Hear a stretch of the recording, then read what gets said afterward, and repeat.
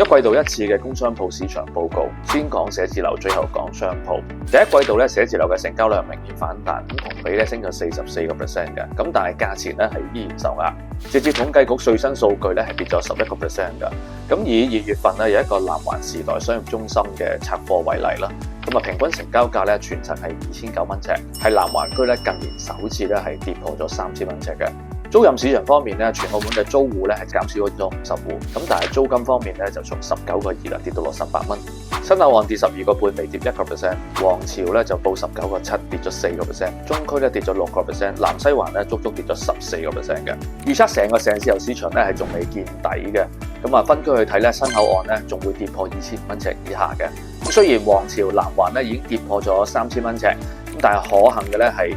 暫時嚟講，願意3000蚊尺以下放盤嘅業主咧都係極少數，而且南環皇朝咧比較容易出租咧，回報率一般咧有4.5至5%。咁所以總結嚟講咧，如果你今日想買寫字樓自用咧，或者咧係想執樓嘅話咧，皇朝會係首選嘅，南環第二。咁啊，新口岸咧暫時都仲未好建議嘅。接下嚟咧就講下最嚴峻嘅工廈啦。第一季度咧，工廈嘅成交量再少一半嘅，買家嘅意欲相當低迷。咁啊，據統計局資料顯示咧，價錢方面咧係跌至2145蚊一尺，咁即係話跌咗1.3%嘅。整體租金咧跌到7個7，跌咗4%嘅。值得留意係青州區足足跌咗27%。一季度最高嘅成交達到3500蚊尺，最低係1004蚊尺。咁即係說明咧，有功能有大卸貨台嘅一啲優質工廈咧，佢嘅承接力依然係相當強勁嘅。咁但係一啲可能功能性比較弱啲啊，比較老舊單食嘅工廈咧，咁呢啲咧可能1000零蚊尺咧都係未必有承接。最後同大家講下商鋪市場，咁第一季度嘅成交量估計咧會跌30%，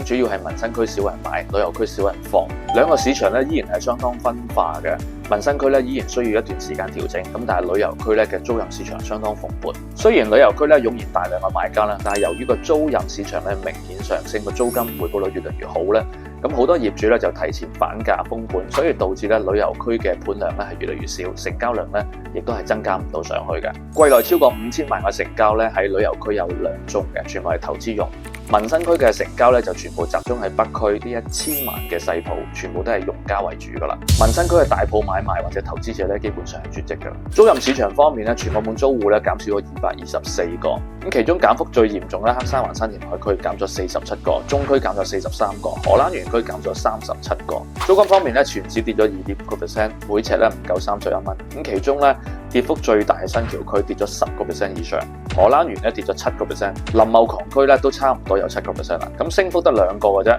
大三巴咧係升到差唔多有9%，新口岸咧係升到差唔多有3% 嘅。月租超過10萬蚊嘅大租咧大概有15單，其中旅遊區有4單，皇朝新口岸衛星場啊大概有5單。咁，其餘有6單咧，都係落喺其他民生區上邊啦。最後預測下商鋪市場短中期嘅情況，咁啊，相信旅遊區咧會依舊缺盤，咁啊，好多投資者目標想要4至5厘回報嘅盤咧，基本上可能會慢慢絕跡。旅遊區價升量跌嘅情況會持續。民生區方面咧，雖然政策方面已經出咗好多方法去招人啊、招客、招商。咁但係咧，估計除咗一啲傳統嘅特別靚嘅位置，或者一啲旺段嘅小鋪有承接之外啦，咁相信其他咧都仲需要一段比較長時間嘅調整。今季度澳門工商鋪市況講到呢度，咁同大家買多個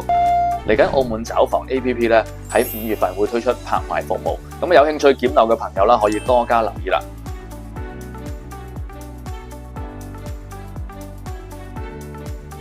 咁最後咧，想知道更加多澳門樓市資訊嘅朋友咧，可以留言話俾我知，我會盡量幫大家準備。